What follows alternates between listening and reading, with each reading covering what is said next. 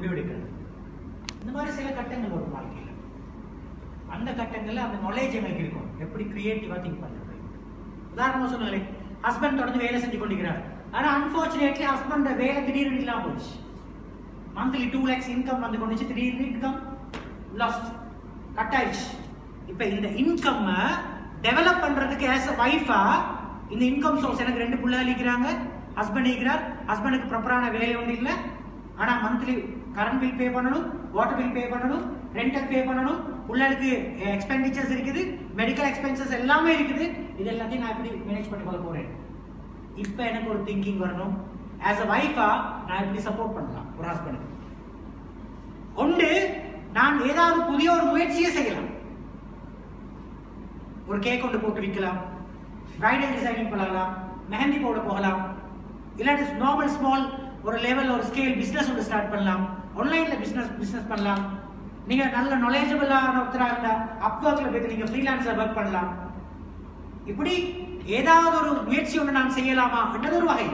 ரெண்டாவது, ஆக குறைஞ்சது என் இருக்கிற செலவீனங்களை நான் எப்படி கட்டுப்படுத்திக் கொள்ளலாம். செலவீனம், மேலதிகமான செலவீனம், ஆடம்பர செலவீனம் என்ற ஒரு விஷயம் இருக்கிறாரு. அடிப்படை செலவீனத்தை ஒன்றும் செய்யலாம், ஆடம்பர செலவீனம் சொல்லி ஒன்று.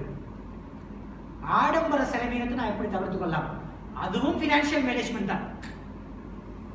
ஆடம்பர செலவீனத்தை குறைச்சு கொண்டு நானும் ஒரு புதிய முயற்சியை செஞ்சு எப்படி என் ஃபேமிலி லைஃப்க்கு நாங்க எப்படி ஒரு பினான்சியலி சப்போர்ட் பண்றது என்ற ஒரு விஷயத்தை ஒருத்தர் யோசிக்க முடியும் என்றால், அப்ப அந்த ஃபேமிலி ஸ்மூத்தா போயிட்டு கொண்டிருக்கும், ஹஸ்பண்டுக்கு வேலை கிடைக்கும் காட்டி.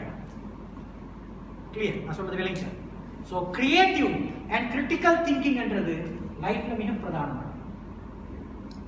நான் எப்பயுமே என்ன சொல்வேன்டா, எப்பயுமே உங்களுக்கு தெரிஞ்ச முடியுமான சந்தர்ப்பம் கிடைக்கிற நேரங்கள் எல்லாம் எதெல்லாம் படிக்க முடியுமோ எல்லாத்தையும் படிச்சு வச்சுக்கணும். ஒன்றும் மீன் போகாது.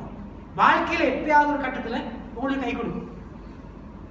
ஏன்னா எப்பவுமே நாங்க ஸ்மூத்தான ஒரு செந்தோம்பல வாழ்க்கையோட வாழ போறதில்லை. எப்பவுமே நாங்க லைஃப்ல கீழே வருவோம், மேல போவோம், பொருளாதார பிரச்சனை வரும், சிக்கல்கள் வரலாம், பிரிவு வரலாம், எவ்வளவு வேணும்னாலும் நடக்கலாம் லைஃப்ல. சோ எங்களுக்கு எப்பவுமே எங்களுக்கு இருக்கிற ஆயுதம் என்ன? எங்களுக்கு இருக்கிற நாலேஜ் அண்ட் ஸ்கில்ஸ். எங்களுக்கு இருக்கிற நாலேஜ் அண்ட் ஸ்கில்ஸ் அது எப்பவுமே எங்களுக்கு சப்போர்ட் பண்ணும். அது நாங்க எப்பயுமே கெயின் பண்ணிக்கணும். எனக்கு அது தேவையில்லை என்று சொல்ல ஒரு விஷயம் இல்லை. எனக்கு என்னெல்லாம் தேவையெல்லாம் படிச்சு வச்சிருக்கோம் கொஞ்சமாவது. அட்லீஸ்ட்